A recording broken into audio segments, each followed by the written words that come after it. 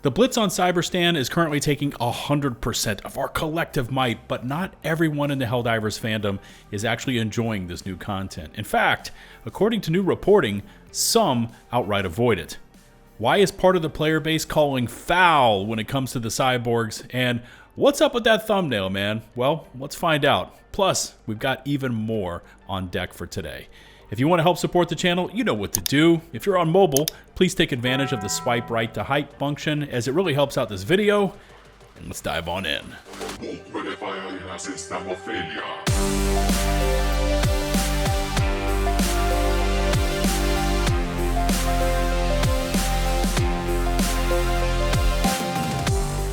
We're going to get to Cyberstan and a lot more from today in just a sec, but let's kick it off with Team Green. That's right, Xbox is leading it off today, and we've got news coming to us from Xbox and their Excellence Awards for 2025.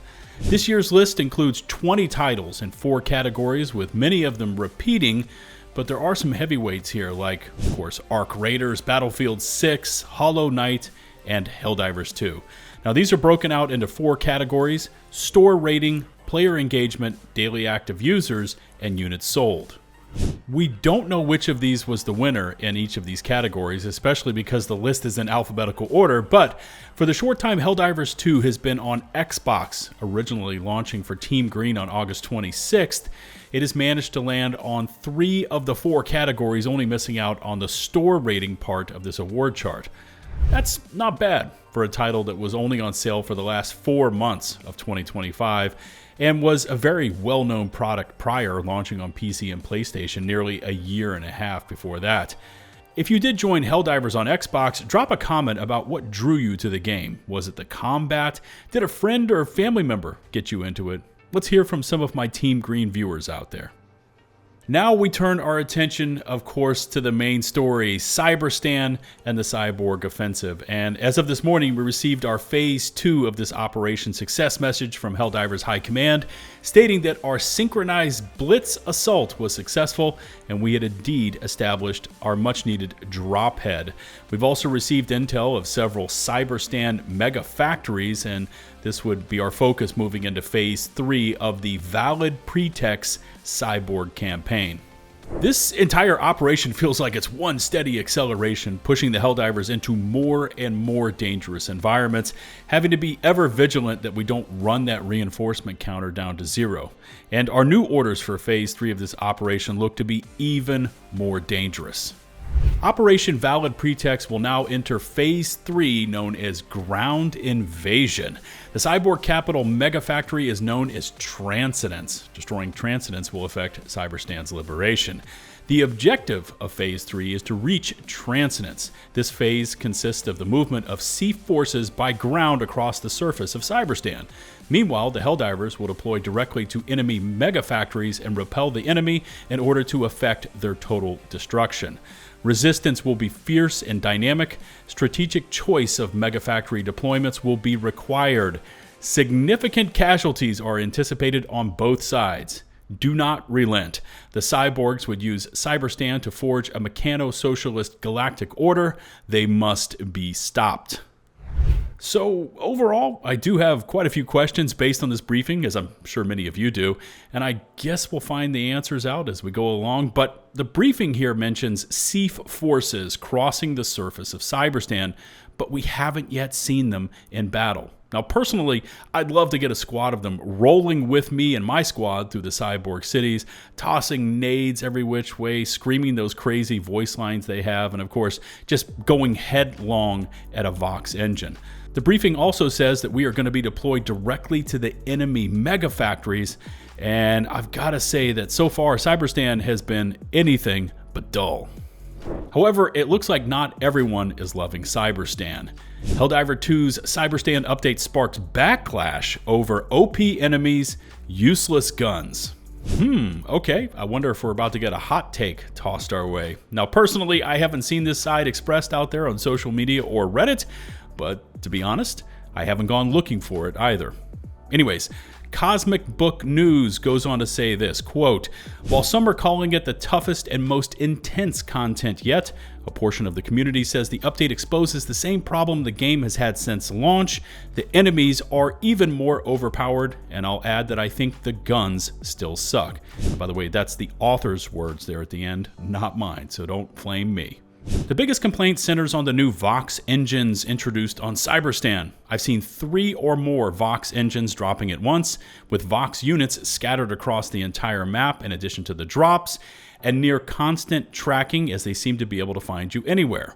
The result: missions feel less like tactical combat and more like non-stop chaos. Between ragdoll effects, one-shots, and swarms of automaton and cyborg units, many say it borders on unplayable, especially for anyone not running a perfect squad setup. The update has also put a spotlight on weapon balance, and not in a good way, something I've been critical of since launch. I've seen players recommending only a handful of viable options, including the Pun Plasma and the Plas 101 Purifier. Outside of those, most assault rifles are being called completely useless, and then they have in quotes here, "What?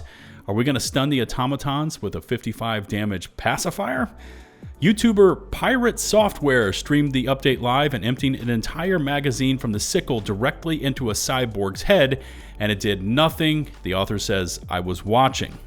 All right, let's call a quick timeout here on this article for just a moment and let me hop in with my thoughts.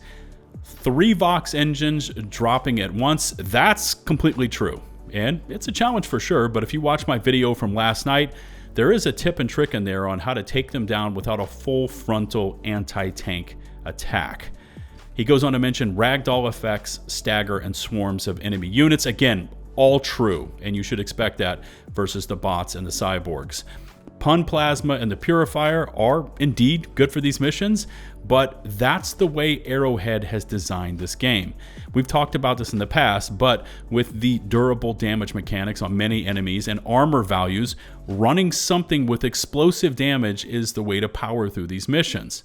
There are indeed still issues with weapon balance, and I don't know how you would bring a pacifier to these missions for obvious reasons, but this part about Pirate Software emptying an entire magazine from the sickle into a cyborg's head and it did nothing has me saying, let's investigate it. First off, the sickle doesn't use magazines. It has heat sinks. Maybe it's just word salad up there in the article, and it has infinite ammo unless you hammer down too long on the trigger, in which case it will overheat. Unfortunately, though, the author didn't specify which of these cyborg units Pirate Software was attempting to headshot, but I'm going to immediately rule out the Vox engines. I mean, I'm not saying he wasn't trying to gun down a Vox with a sickle because, I've seen crazier things on random dives, but that one seems kind of obvious. If he was trying to shoot one of the George St. Pierre's, by the way, that's my nickname for the radicals because of their crazy MMA-style attacks, those only have a maximum of light armor on their limbs and parts of their torso, while the head is unarmored. So if he was nailing headshots, one of these GSPs should have folded very quickly. My guess is that Pirate was instead trying to shoot an agitator in the head, which has a light armor rating for their helmets, which, by the way, matches the light armor pen for the sickle. So you've got a match between the two, light armor helmet versus light armor pen weapon, meaning the shots, if they are indeed hitting the helmet, would deal 65% damage of its normal damage model, which for the sickle is 60 ballistic per shot. It would be really good if someone out there could find that exact clip of Pirate Software shooting the cyborg enemy in the head so we could break it down frame by frame, but it sounds like a case of wrong weapon versus wrong enemy. But again, I'd have to see the clip to confirm it. Anyways, back to the article as they continue on with this portion, which is aimed at the community issues. They say, quote, "The core complaint isn't just difficulty, it's that players don't feel equipped to deal with the difficulty. When enemies are buffed, but weapons aren't, or how about when they've been nerfed? Give us back the OG Quasar cannon. It exposes what many say has been the game's biggest flaw from day one, a lack of quality guns and weapons. Even players using siege armor, I think he was trying to say siege ready armor, are running out of ammo quickly, especially in extended Cyberstan missions. With constant enemy pressure and limited breathing room, resupply becomes a full-time job. And what happens when another player calls down the resupply across the map? That feeds into the feeling that the update is artificially difficult rather than skill-based. Let's keep going. The update temporarily makes the FX12 shield generator relay available to all players, but instead of feeling like a bonus, it feels like a requirement. In fact, some are asking what Cyberstan would even look like without it. The sense is that the content may not be tuned around standard loadouts, and once the 24-hour access ends, things could get even rougher. Beyond balance concerns, the technical problems remain. Players continue to report reload failures, explosive misfires, hitbox issues, enemies respawning after death, PC freezing, and connection instability. These have been complaints since launch, and many argue that major content drops shouldn't arrive before core issues are resolved. I'll speak about this, by the way, and this is me speaking, Buzz, in a moment, because I do have thoughts and questions for you, my viewers. The article goes on to finish like this. To be fair, not everyone is angry. Some players are calling Cyberstan the hardest but most fun content yet. It's a skill issue. They argue the chaos fits the Galactic War narrative and that Helldivers has always been about overwhelming odds. But for others, the frustration outweighs the fun. Right now, the update feels polarizing. For some, it's peak Helldivers. For others, it's frustrating as heck and borderline not worth playing. If Arrowhead responds quickly with balanced patches, the tone could shift fast. Vox engines need to be nerfed. All right, and the author goes on to state, note, I'm a level 150 player and only play on difficulty 10. All right, from what you just heard in this article, stop whatever you're doing right now and leave your thoughts on this article's stance in a comment. Are you one of those players out there not liking Cyberstan, not liking the missions, difficulty, and spawns, or are you the complete opposite and just enjoying the hell out of it all? Let's see where my viewers are landing on this topic. Now, looking back on the article, I don't know what's exactly going on with that Quasar cannon comment, and the shield generator can be useful. Yes, I mean, if you used it yesterday, especially on the Raise the Flag missions, you saw that it can come in handy, but I will say that it's not a requirement in your loadouts. Ammo economy, resupplies, ammo backpacks, I guess that could be considered a valid concern. I mean, when exactly do you call it in between all the patrols and drop ships? But I don't think that's an issue that's quite limited to just Cyberstan. What I will say is I'd expect the missions to get harder as we stay longer on Cyberstan, and that's just something you can take to the bank, because think back to Super Earth, the Helldivers, and the Illuminate. We fought like hell, day and night, to defend our home soil, and I'm expecting the Cyborgs to do the same. Moving next to performance issues, yeah, there have been some of those, and I talked about it in yesterday's video as well. I've hard froze at least once, maybe twice, and squad members disconnecting and having a hell of a time rejoining is a reality, and fingers crossed Arrowhead can get that under control sooner than later. Again, I haven't personally seen this narrative coming from some within the community that Cyberstan is overall shit, the weapons, the enemies, etc. And I'm not discounting the issues or if someone is genuinely struggling with the content. I'm just saying that I haven't witnessed it. And then there's this major statement that Arrowhead needs to respond fast and to nerf the Vox engines. Yeah, I'm not with that one. I still think it's too early for everyone to get a real sense on how to take them on, because they are built to have immense frontal strength and armaments, but their backsides and weak points are actually very weak.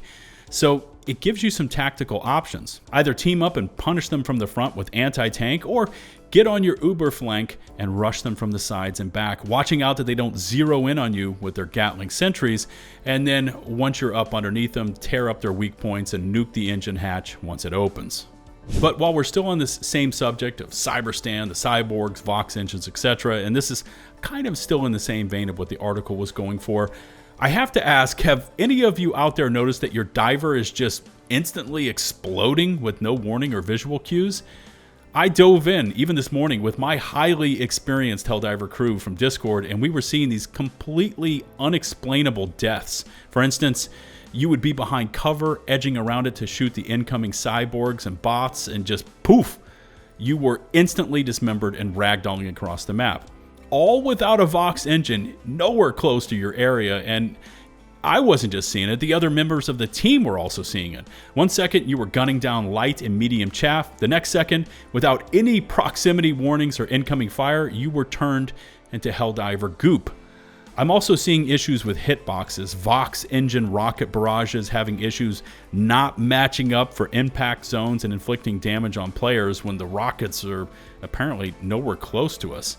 If you are seeing that, please drop a comment, because we know that Arrowhead does check in the comments for player feedback, and this is one I'd like to get sorted because it's currently causing us way too many deaths per dive with no explanation as to why. And the final bit of Helldivers news, in a packed last few days of it, is that Sony Pictures and PlayStation have announced that Jason Momoa is joining the cast of the upcoming Helldivers movie set for November 10th, 2027. Now, previously, we learned that the director on the project would be Justin Lin, who's best known for his work on the Fast and the Furious movies. It's yet unclear if Momoa is the lead actor for the movie or if he's just part of the core cast, and I guess we're going to have to wait and see what becomes of the project, but it looks like Aquaman is soon to become Diver Man sometime in late 2027. But yeah, lots to think over on that Cyberstan article, and I'll of course drop a link to all of today's sources down in the video description and pinned comment. I know my comment section can sometimes get a little heated and spicy, so while I do want every piece of feedback we can get on these topics, let's keep it polite and civil. And I think you know what I'm saying there. Remember to hit subscribe and to ring the notifications bell to receive my future upload alerts. If you're on mobile, please take advantage of the swipe right to hype function, as it helps get the video recommended to more viewers in YouTube's system. I'd also like to say thanks to all of our current channel members and their continued support. And until the next one, this is LtBuzzLitebeer signing off.